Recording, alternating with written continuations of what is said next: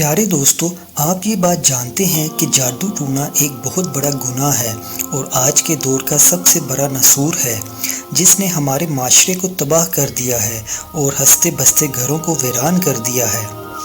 پیارے دوستو، یہ واقعہ ہمارے ملک پاکستان کا ہے جسے سن کر آپ کی روح کانپ جائے گی، مگر بے شک اللہ تعالیٰ ظالموں اور شرک کرنے والوں کو کبھی معاف نہیں کرتا۔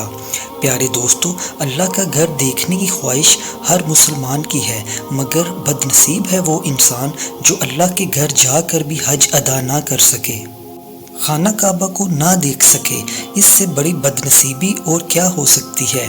ایسا ہی ایک واقعہ ہمارے ملک کی ایک خاتون کے ساتھ پیش آیا۔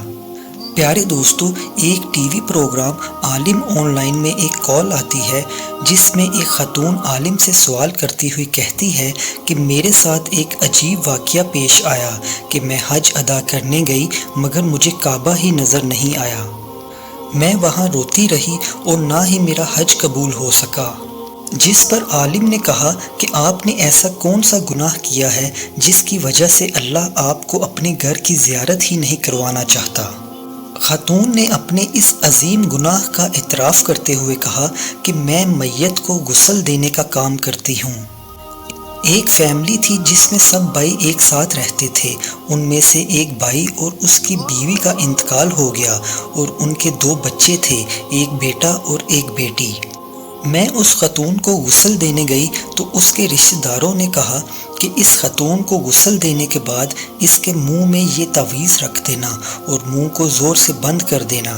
میں نے ایسا ہی کیا بغیر کچھ جانے اور سوچے سمجھے۔ میں نے بس پیسوں کی لالچ میں یہ کام کر دیا۔